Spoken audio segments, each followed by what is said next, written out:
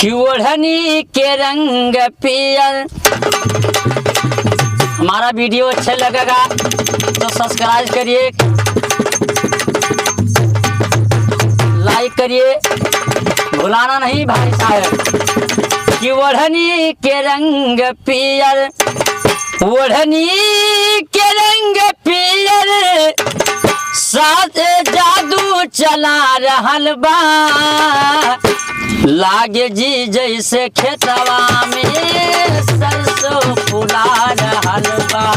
लागे जी जैसे खेतवा में सरसों फुला रहल बा। ओढ़नी के रंग पियर,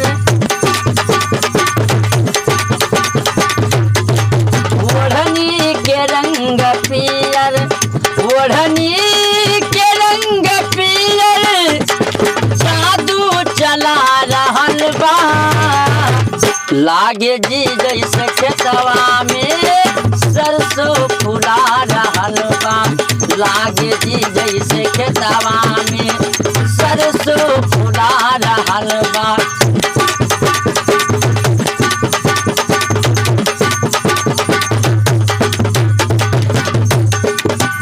मारे हवा के झोंका, लहरे लथलन के सिया, कभी फूल बन गइल बा।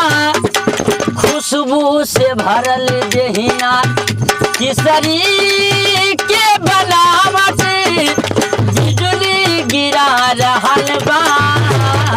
लागे जी जैसे खेतवा में सरसों फुला रहल बा। लगे रहो भैया, लगे रहो। लागे जी जैसे खेतवा में सरसों फुला रहल बा। ओढ़नी के रंग पियर,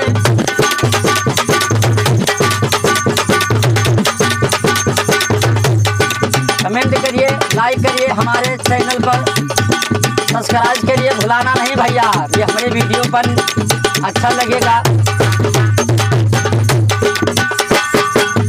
पौमा की तोहरी पायल, जब छन के छलक जाता, लागल कौनो भमरा, बगिया पे गुनगुनाता।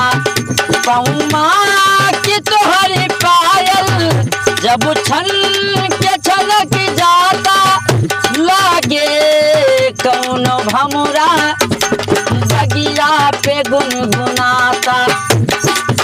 मुस्कान तोहरी दिल की धड़कन बढ़ा रहल बा। लागे जी जैसे खेतवा में सरसों फुला रहल बा। लागे जी जैसे खेतवा में सरसों फुला रहल बा। ओढ़नी के रंग पियर,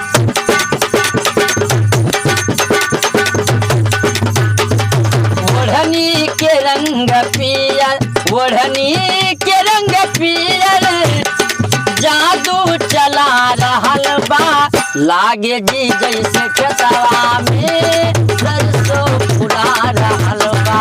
लागे जी जैसे खेतवा में सरसों फुला रहल बा।